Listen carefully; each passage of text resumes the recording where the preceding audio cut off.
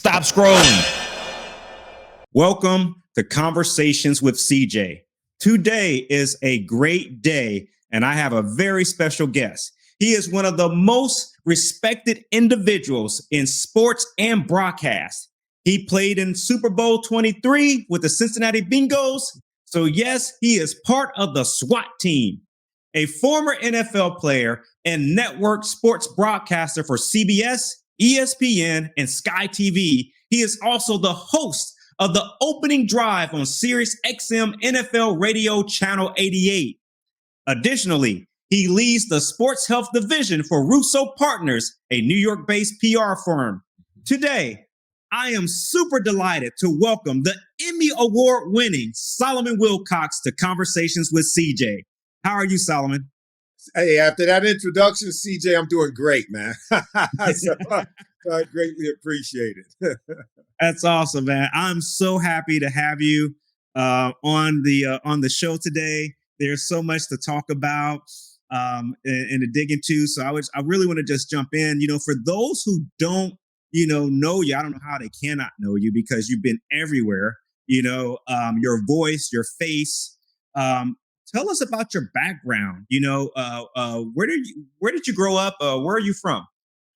Yeah, I grew up in Compton, California.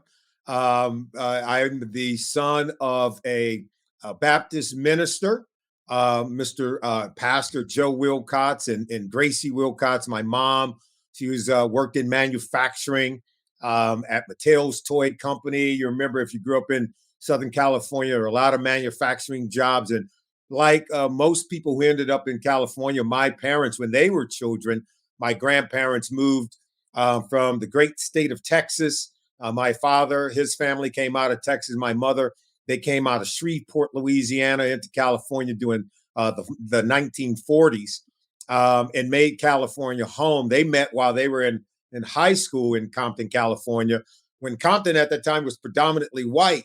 And somehow my parents found a way to begin the immigration or the migration process into those communities. So that's where I was born and raised.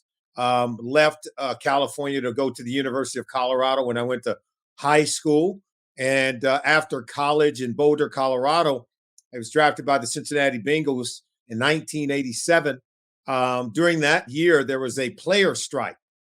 Now, if you're an 8th round pick and you're a rookie on the team, you don't choose to go on strike, but you recognize, the need for solidarity.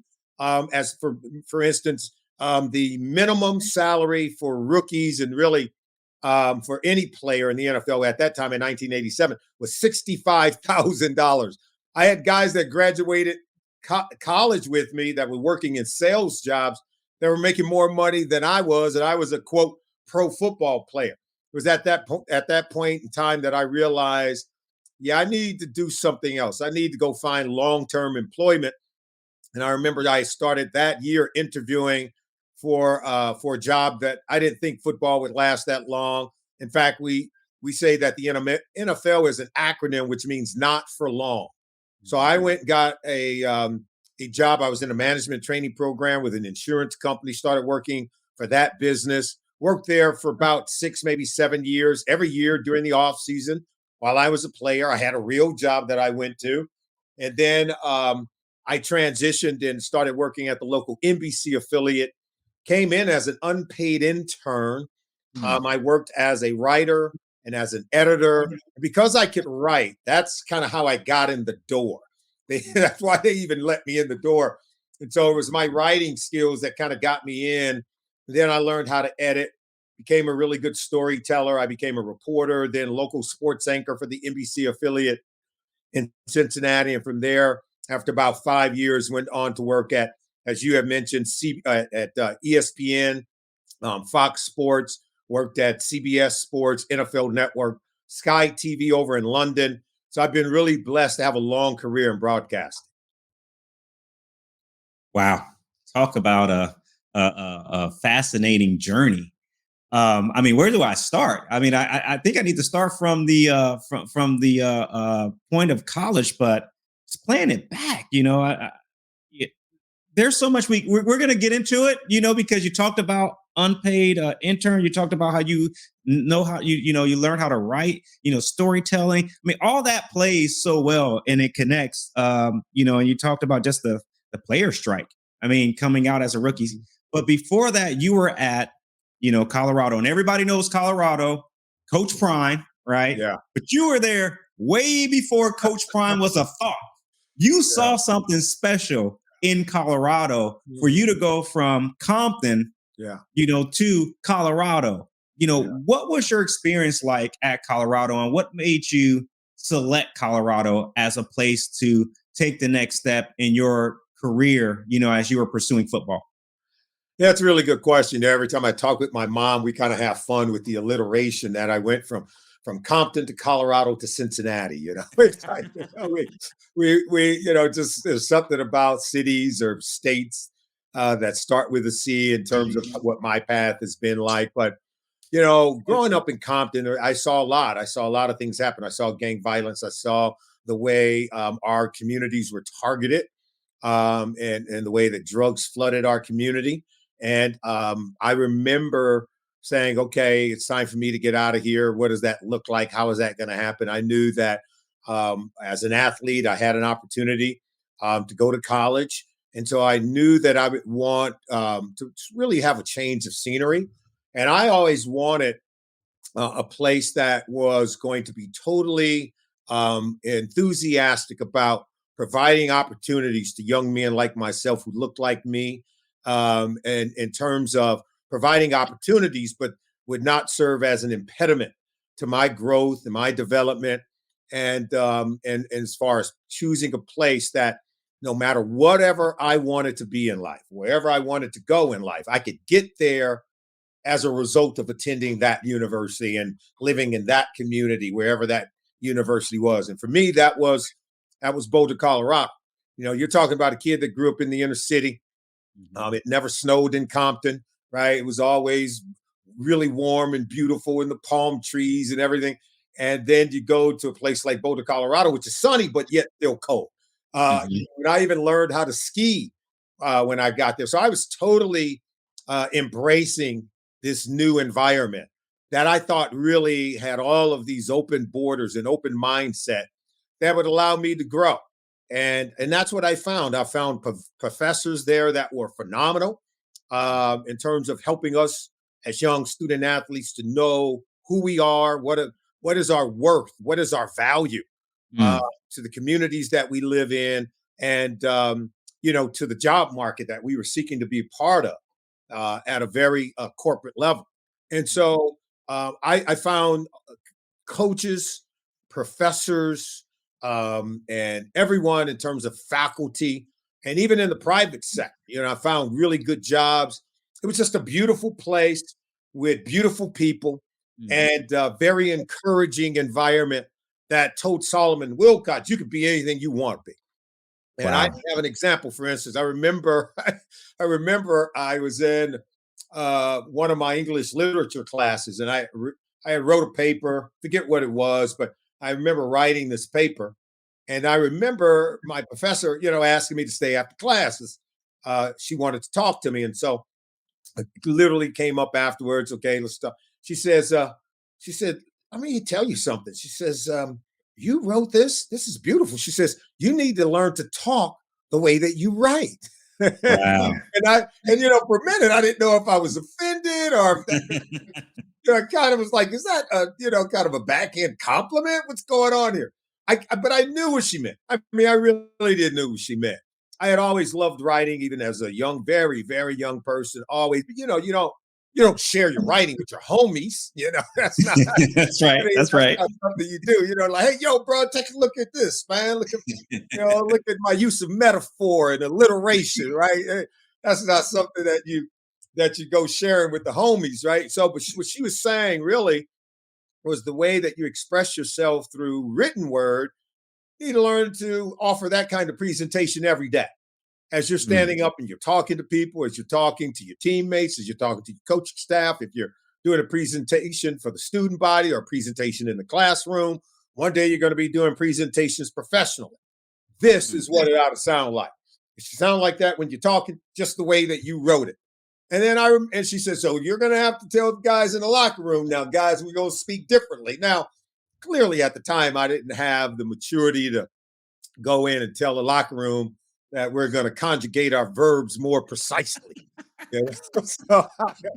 So, but I did take that to heart, did begin to clean some things up. But later, when I got into broadcasting, as I was starting to embark upon that field, it became very clear to me what she was saying. And I immediately began to make inroads to improving, and to the point that, my friends who I grew up with, family members, they see and watch me on television. They say, hey, wait a minute. That's not your voice. And I said, yes, it is. And they were like, well, that's not how you talk when we grew up. I said, that's because I grew up. I love that, because I grew up. That's right. That's because I grew up. Of course I don't sound the way that I used to. You show me one person in here that sounds the way that we talked back there when we were kids and teenagers growing up, and now you're a mature adult and you're still talking and speaking the same way. Show me one person that's doing that. We can help them out too. So let me ask you this. Those were just some of the things that we went through that maturation period. That's awesome. And you may not know this, but I hold a degree in English. Yeah. So I have a English concentration or literature degree from Rice about 10 University. Degrees though, bro. You're weighted, man. So I have that, and for me, it was more so about, at the time I was considering going to law school, and I knew that I had to learn how to write in a certain way, and be prepared to exercise that muscle. Yeah, and so what it ultimately, turned out was that I grew a huge love for reading. And so I'm one of the guys that I can read, a book, and I can connect different dots that other folks can't connect. I'm probably the worst person to go to the movie with, because I can see within the first 15 minutes where it's going. Who's the protagonist, antagonist. I can tell it all, right? That's right. And so I'm probably the worst person to go to the movie. I want to ask you this question because it deals with communication. Some people, they will go to Toastmasters, or they will go to other type of groups to learn how to communicate, to control their uhs and ahs and things like that. Yeah. You, in my book, I see you for the work you do. You have an Emmy. Let's just start there. And everyone talks about how you tell stories and how you're a great storyteller, and the method that you use and how you're able to communicate. You know how to use your voice. You know how to enunciate properly. You know how to control the pace and pitch, that gets people to listen.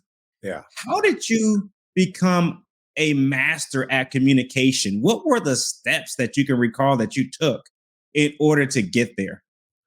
Look, I think it's always a work in progress. And I think people should understand that the English language has, it's like these different levels of strata, and it has broad, right? It's like, it's really one of the few languages that not only speaks in a literal sense, but in a figurative language as well. In other words, it paints pictures, right?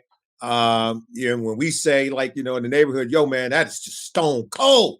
Oh, that outfit you wearing. Yeah. Now the literal sense is that no, it's not hard as stone, and no, it's not. The temperature isn't cold on that outfit. That it connotates that it's of a high level of style and fashion, right? And you can paint a picture with those words. So words take on so many meanings, and the levels of meanings. It's unlimited in terms of what we can do with language, particularly with the English language.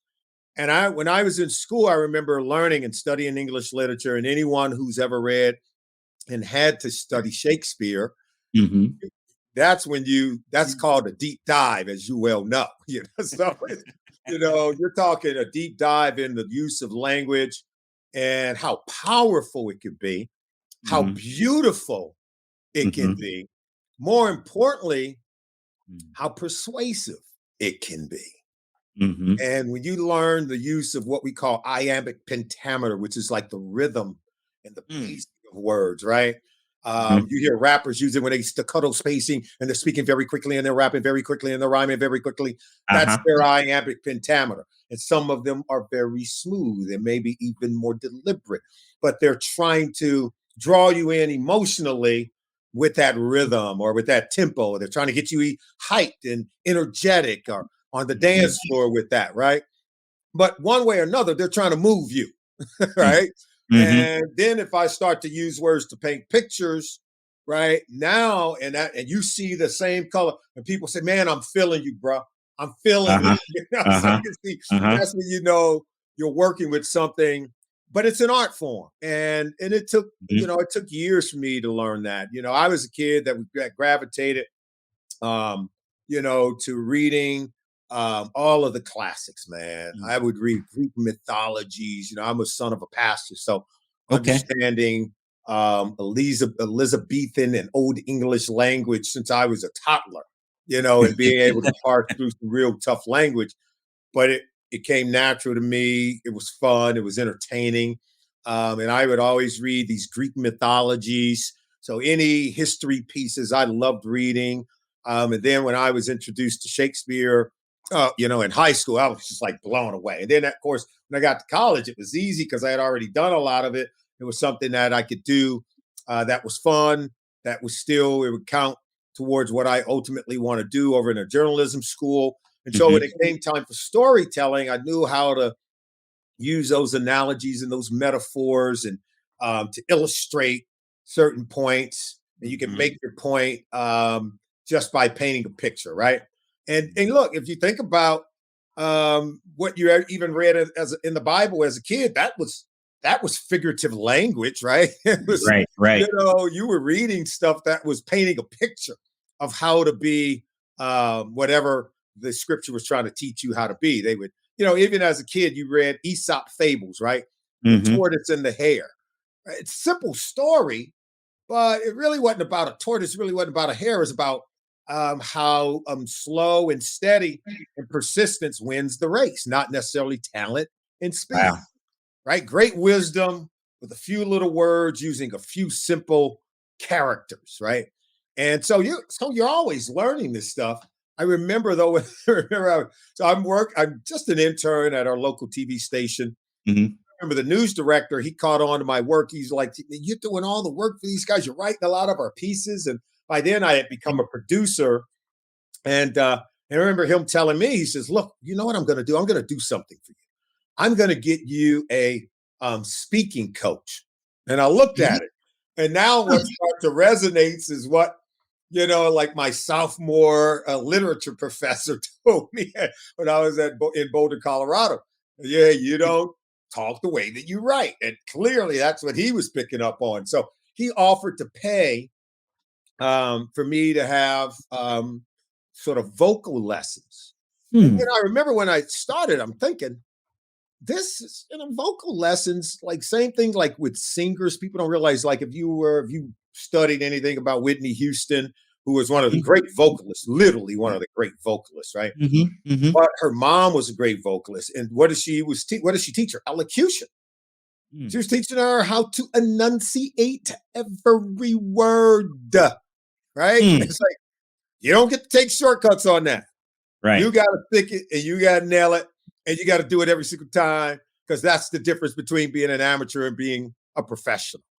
And so once I started working with this voice coach, she was phenomenal, and she would give me these exercises to do, and it really gets the mouth moving, the muscles within your jaw and your diaphragm.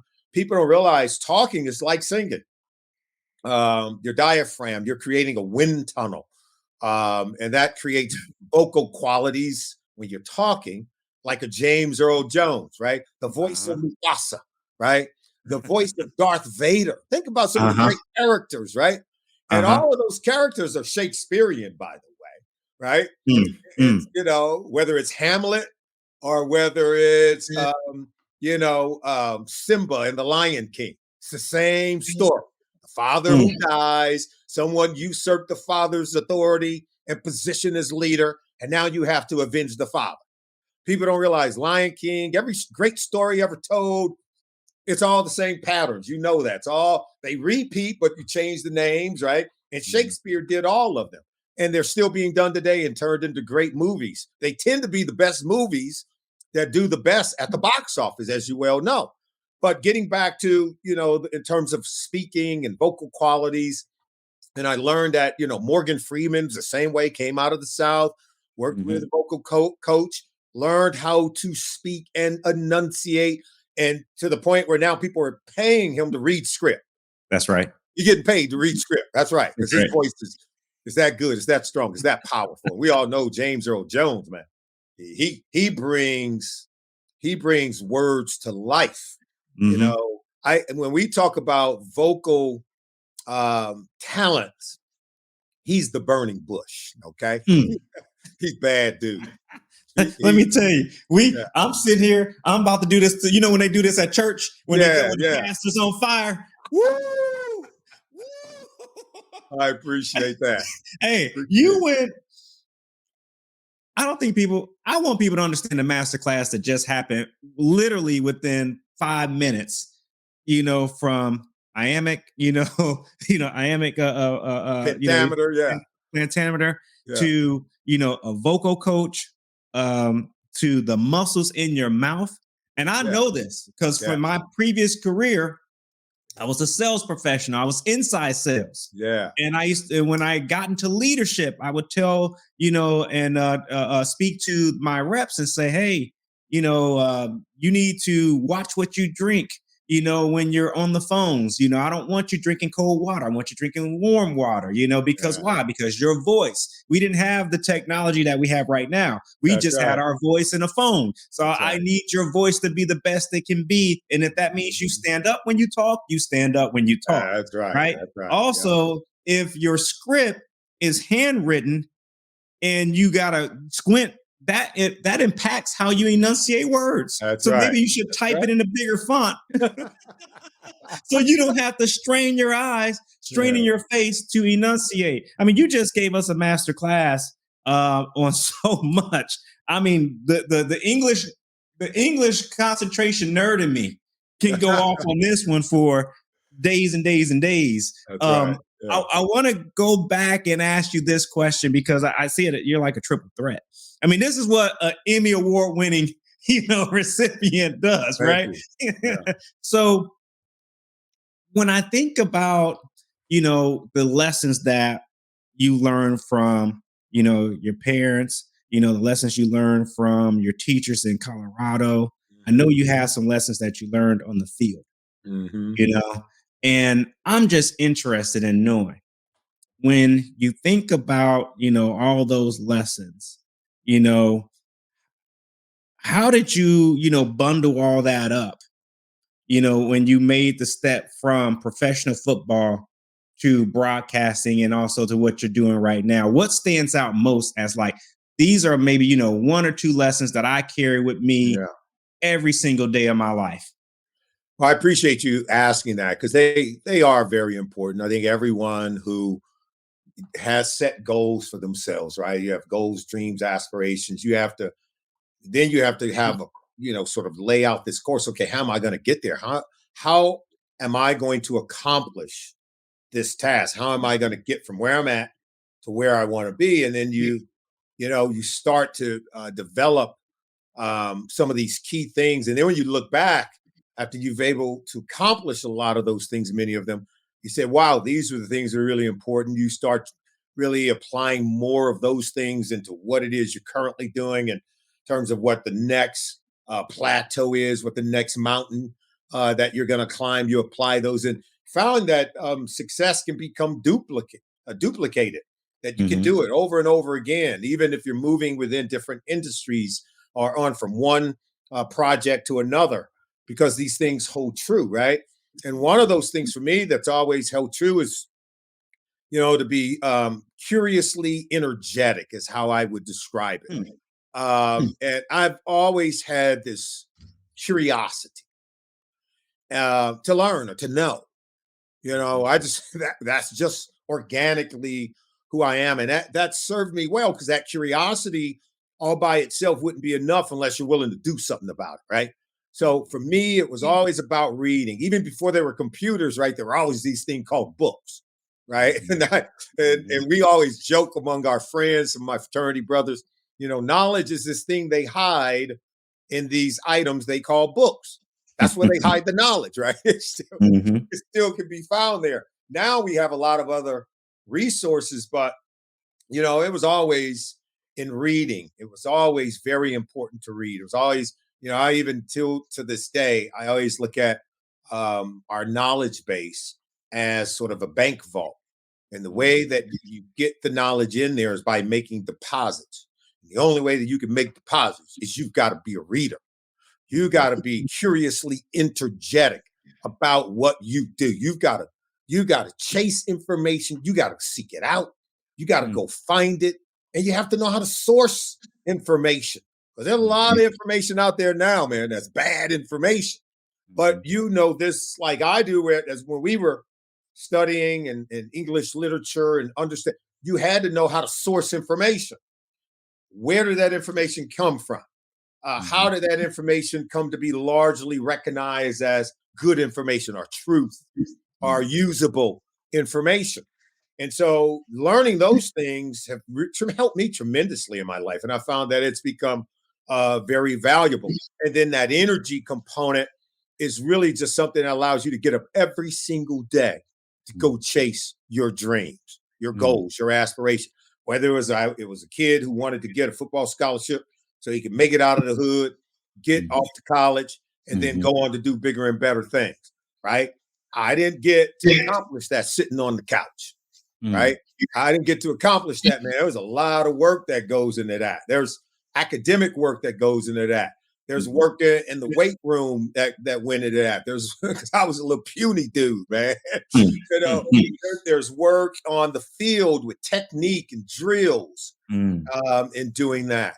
And look, growing pains, people don't realize growing pains hurt. Whether mental growing pains, psychological, emotional, growth means that it's going to hurt.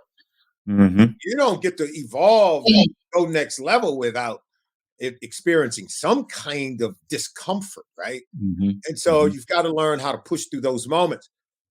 Also, I would say that, you gotta have to be, and I found this to be true for me. Now, you got to understand, I came from parents who were, my whole family was in church. My aunts, my uncles, my mom and dad, obviously, but all my cousins, when we go to church on Sunday, the whole church was cousins, aunts, uncles, the whole family. And so I was fortunate in that I was able to at least understand, I think with good parents, that how to establish some kind of moral compass. But I do think you have to be, morally intentional, morally intentional.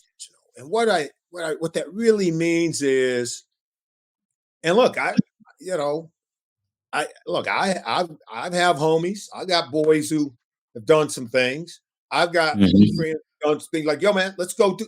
No, you go ahead and do that. I'm gonna go do this. And you got to be really intentional. And now think about this as we're going into the workplace, as we're building careers. You and I both know there are a lot of people who have built careers the right way, morally. There are people who build careers by taking shortcuts. There are people who build careers and been successful by taking shortcuts. But as my dad has said, I've read that the truth will track down a lie every single time. Like, I don't have to worry about someone knocking at my door. I don't have to worry about stuff coming back on me, right? I don't have to worry about that. Now, look, I've studied Niccolo Machiavelli. I know about Machiavellian principles. I know all about those things by any means necessary, so to speak. But I've decided that I'm not going that route. And I do believe it's important because at somewhere along the line, all of us, if you're going to be successful, somewhere along the line, you're going to be asked to do something that goes against your principles. You're going to be asked to do something unsavory. You're going to be asked, hey, man, it's okay. Nobody knows. Come on, man. You can do just this one time. It's okay. It's not. I'm just here to tell you, not okay. Now, that's just how I'm wired, because that's what I've chosen, because I've made it my intent to be that way. And it didn't, I don't feel like it's cost me anything. I don't think it hindered my opportunities. In fact, if there was an opportunity that I had by doing the wrong thing, I don't want it. I don't want it. You keep it. You see what I'm saying? Because I believe that that you can build a career. If you think about this, if you are morally intentional, and if your intent is all that I get, I'm sharing. All that I have, I'm sharing, because I know that leads to getting even more. And there's never a dry spell. You know what I'm saying? That's right. There ain't never a dry spell. So now I dare you to try it. I dare you to try to be that kind of intentional moral builder, particularly as you're trying to build a career. So that's really important. And lastly, I'll just say, look, always play the long game. Always play the long game. Look, man, I've had jobs offered to me. I remember working, and like, I'm coming now. I'm coming. I'm working, and I'm getting job offers from Fox Sports. I'm telling you, in my heart of hearts, I'm like, nah, this isn't the right gig. This isn't the right one. And then at that time, you remember TNT, they were based out of Atlanta. And I was really wanted it. I really wanted it. And I'm like, had an offer, and I'm telling you, man, didn't feel right. Just wasn't right. And this is what I wanted. And I was just like, I remember having to tell a guy, no, now it's not the right time. A year later, my phone rang, and it was ESPN. That felt right. When I flew to Bristol and I went on the set to audition for that job with late, great Stuart Scott, that felt right. And that's where I went on to win an Emmy. That's where all these great things went on to happen. I knew it was for me. I knew it was right. And it's not easy saying no to some things that you want, but in here, it don't feel right. I mean, don't get me wrong. It wasn't easy. But I can look back on it today and say, hey, I played the long game. I never doubted myself. I never doubted my talent and my abilities. I always was going to be a hard worker. So if it was going to be offered to me that moment, I knew it'd be offered to me again, and then again, and then again. So that was the confidence that allowed me to say no to some things that I felt like I had worked for, maybe even deserved, but it just didn't feel right. Wow. So, when I hear everything, I think it aligns so clearly now to what you said recently. It was like earlier this month on the Believe in Bingo show. And you were talking about Coach Dick LeBeau, and he's talking about tackling. So I'm gonna explain. I'm gonna connect these dots with what I just said. You said that Dick LeBeau said tackling is you have to want it versus a how to it. He's like, if a man wants to put another man on the ground, he will figure it out. And when I think about what you just said about curiously energetic, you use chasing it, right? Yeah. That's wanting it. That's wanting that knowledge. You got to chase it, right? Then you said, you talked about how, your father gave you that wonderful line. The truth will always track down a lie. Going back to, the chase and going back to the want, right? Then you talked about, being morally intentional in choosing the right scenario for you, the best scenario for you based on your morals and your principles and what your heart is telling you. To me, that's magic. I want to ask you this question because you brought it up. You talked about, the late great Stuart Scott, but more in those lanes. We know that you were coached by Dick LeBeau. We know that, I would say when you sent me the picture. So guys, he sent me a picture, and I'll show it, of him tackling, Hall of Famer Jerry Rice, right? So he put hands on Jerry Rice, shoulders, cleats, and brought him to the ground because tackling is a wanted.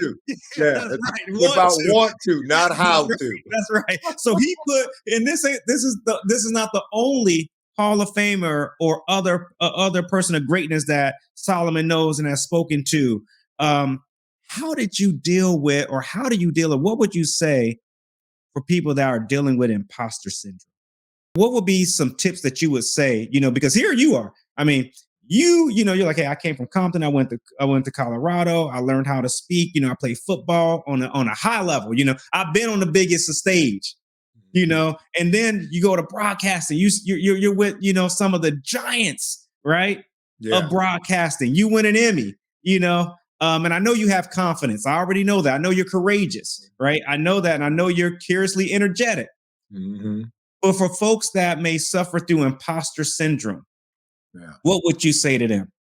Really about how to generate the self-confidence that's needed to conquer the world, right? To be undeniable and unapologetic in what you do. Because I do think being that way is phenomenally empowering. And it's the way that we were designed to be. It's a blessing, right? It's a blessing to be empowered with that kind of self-confidence, but still enough humility to say that, look, I'm here to help people. I'm here to do for others. I was able to get mine. I was able, all the things on that whiteboard that I put on that board, I've been able to check off. And I love to believe that I was been able to check those things off, because at the end of the day, it's the why. Yes. Why do we do what we do? Now think about this. Now, this is a critically important question. There are people who work hard every single day. There are people who are very successful, right? Because they get up and they get to work every single day. Begin to dive deep into why. Now, every person is motivated differently. Everybody has their own independent motivations. I think I've tried to share with you some of mine about being morally intentional, and that is a driving force, because you will never have to worry about having what you need if you're helping other people get what they need. If you're helping others, if you are a conduit for that kind of assistance in the universe, think about how that empowers you in a great way, because it shows you can be trusted with those gifts. It shows you can be trusted with that kind of blessing. I have friends who have been great athletes, and when their careers are over, they're trying to transition to find who they are without the game of football or the game of basketball. Or they're no longer a Major League Baseball player. Now, who am I without the game? Jackie Robinson said, the athlete dies twice. Wow. Because you can no longer do that thing that you were doing since you were a little boy. Now, I'm going to tell you this. You start your day, start your effort, your energy, your focus to say, what can I do to help other people? See, too many people are trying to be successful because they're trying to get. Take, right? Right? Climb. Right? Why are you trying to do it? For self, for me, for pride. So other people can look at me and say, man, you're doing great. Look what you got. Look at that car. Look at that house. Look at the things you have. Look what you've accumulated. What if you're doing it so you can help other people? What if every night when you got on your knees before you went to bed, you pray, say, Lord, bless me so that I can be a blessing to somebody else? Woo! Okay. Okay. I think everybody can be part of that story. You'll find that you'll have people lining up to help you. As long as you hold true to the mission statement, right? It's like, right. Hold true to that. So what I say is confidence is born. Anyone who's struggling with crises of confidence, crises of decision-making, failure to launch, so to speak, we've heard those terms. Look to help somebody else, man. Stop trying to just help yourself. Stop trying to feel sorry for yourself because you are not getting what you want. Help others get what they want. I dare you. I dare you to approach life that way. I have a friend, very good friend in Atlanta. His wife ran in the Olympics. She's a great athlete. And he was talking about, okay, now she's home. I mean, phenomenal athlete. Phenomenal talent and can do great things. And he was like, man, we're struggling. And he's very successful. This is not about monetary gain. This is about just finding a sense of self. It is being decreed that man should work, right? Man and woman should work. It wasn't necessarily just to go out and get resources. This is for your own happiness. So this is so you don't self-destruct. That's Right? right. That's right. Because without it, you will self-destruct. If you don't know your purpose, you don't have a drive and energy of what you're going to do with your day, trust me, you're going to self-destruct. I told her, I told him, I said, tell her to go up to any park and find 2 girls over there running and say, hey, you guys know I used to run track. Do you want to learn how to run? You want to be a good runner? I can help you with that. Next thing you know, she's going to have a flock of kids running to her. Next thing you know, she's going to be putting together her own program. She got her own training team. She got her own track club. Now she's traveling with kids all over the country, helping them to achieve their dreams, helping them to get into some of the best high schools, right? They're getting scholarships to high schools and to colleges. And now they're going on to do great life's work. Whoa, here it is. You know what you were going to do with your future, and the future found you. If you just look to help somebody, look out now. It's going to start a tidal wave. Because that kind of energy, CJ, is a force multiplier. It really is. It's a force multiplier. And now, man, you're not having any kind of syndromes of doubt and confidence and regret. You're going to live a life that's full of promise and wonderful moments and wonderful events.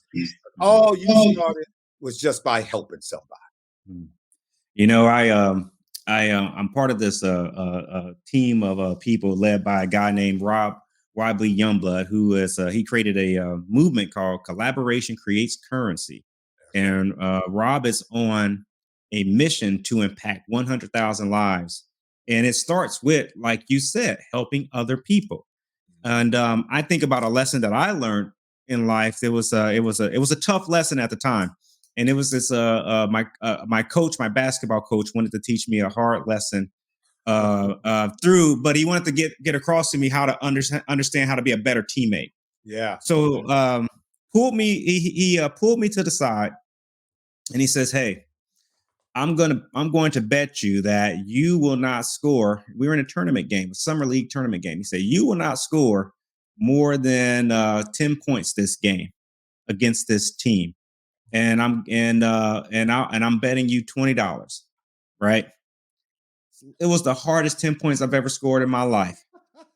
We lost the game, because guess what? I was point guard. I wasn't passing the ball. I wasn't looking for opportunities to get my team involved. Right. And when we got done with the game, he sat me down. He said, it's a tough lesson that I'm teaching you, but it's a valuable lesson that you're going to learn, is that you have to look for opportunities to bring people on board and to help be a good teammate, right? You can't be, you can't be selfish in what you're doing. And it stuck with me because it was like, it was summer league, so he didn't care about losing that game per se, right? It was like it was a lesson, and I struggled with that for a while, just going back and forth, like, why would he do it that way? Why would he, use, money or something like that? I was a poor little kid, right? $20 was a lot for me, right? Yeah.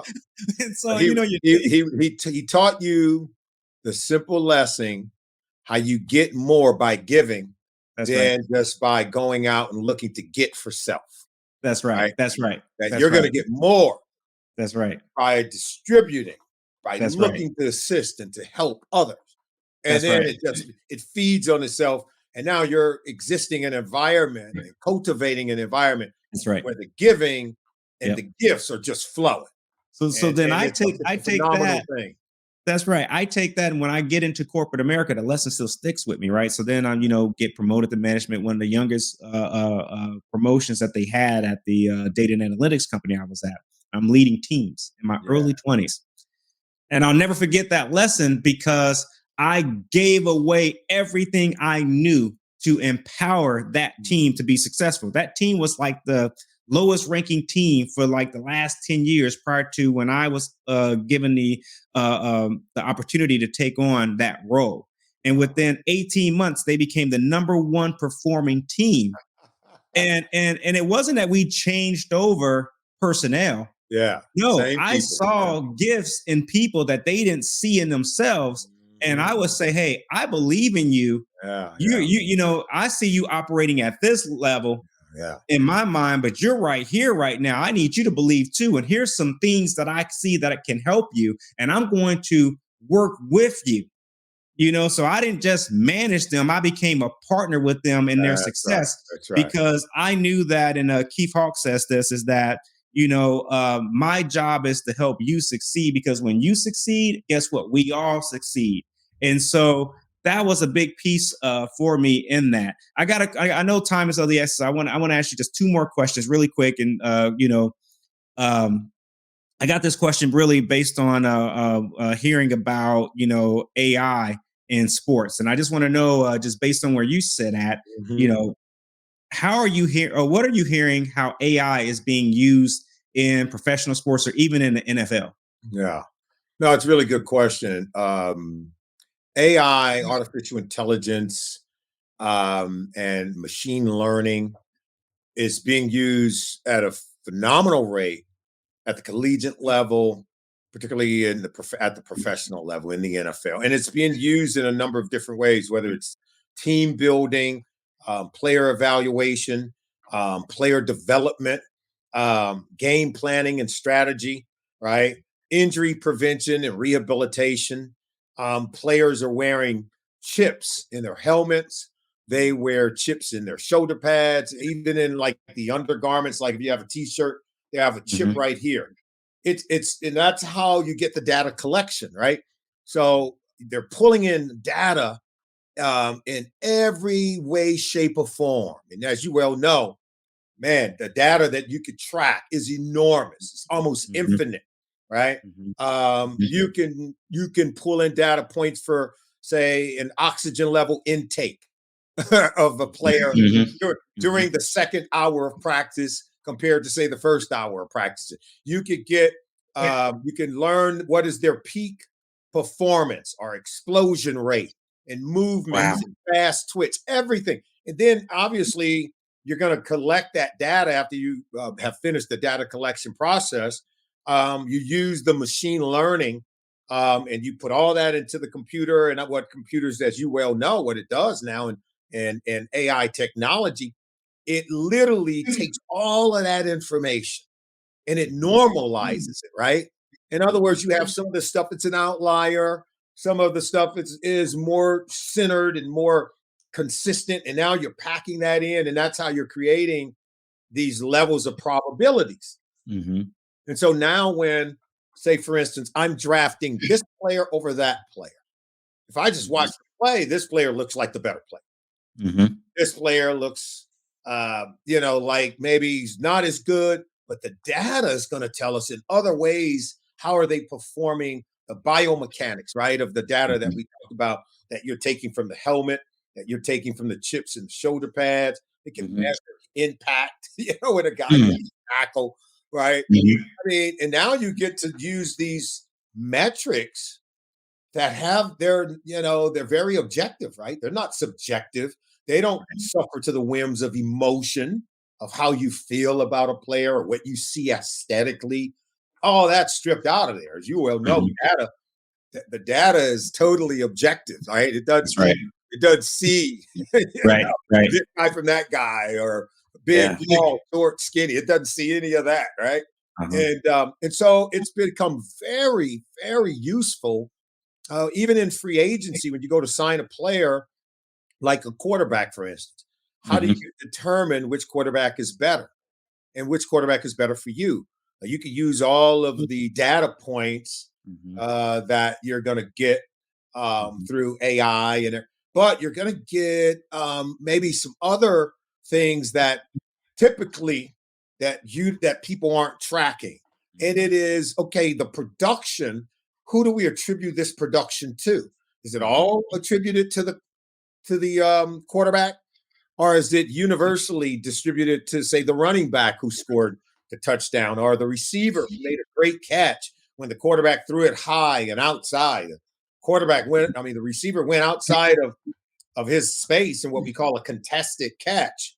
It was Mhm. contested, guy hanging all over, and he went up and caught it anyway and Mhm. scored a touchdown.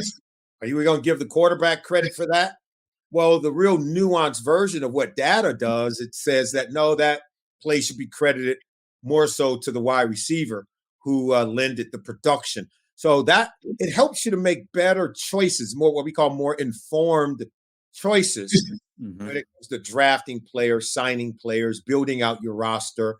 When it comes to injury prevention, Mhm. rehabilitation from injury is being used in medicine Mhm. in phenomenal ways that we never thought possible. So I hope I didn't take up too much time. No, you didn't. You did. You know what? When it comes to, I'll tell you this. I go with. I love the way that it was described. You said when you pick a quarterback. I love the way that your previous guest on Believe in Bingos, Joe Theismann, how he said it. He That's right. said playoff wins. That's he, right. said, he said when it comes to the quarterback, playoff wins, right? Playoff win. That's He right. said, he said because that's what matters as you're moving up, basically, to get to what Super Bowl victories, right? And so he said playoff wins. Hey, let me ask you this: where can people find you to hear more Solomon Wilcots? Regardless whether they, I think, in my personal opinion, the work that you do, it supersedes just the conversation of football. Because when I hear you on Sirius and when I hear you on Believe in Bingos, there are nuggets of wisdom that are placed in there that is not just for football, it's football, but it's also life. So where can they go to hear more Solomon Wilcots? Well, first of all, CJ, I appreciate you and thank you. And I know, that's high praise coming from you because you understand the multi levels of the way that I'm intending to communicate, right? And That's so, right. That's right. so That's right. that's intentional as well because I do think you have to offer people more than just football. You have to offer them some wisdom, and we always say that athletics is a metaphor for life. It puts you in some of the most stressful strenuous situations. We find out who you really are Mm, when you're put under stress. I mm, can tell you that right now. Every single person, you get put under stress, things start to come out. So that's why you got to be careful of what's in there. As soon as mm. as soon as you're under stress, man, Right. it comes leaping out. But no, people can find me on Sirius XM NFL Radio Channel 88. Our show is called The Opening Drive. We air from 7 to 10 a.m. Eastern Time, Monday through Friday. You can find me on X or on Twitter at Solomon's Wisdom, Solomon's Wisdom. And you can also find us at the Believe in Bingo podcast. Go to believe.com, BLEAV.com, or on YouTube to find our episodes. We talk bingos mainly, but we also talk league wide around the league issues to help you learn more about the game. I love the game of football, and it's taught me a lot. It's given me a lot. The NFL is a phenomenal organization. I like to think of it's like working for IBM.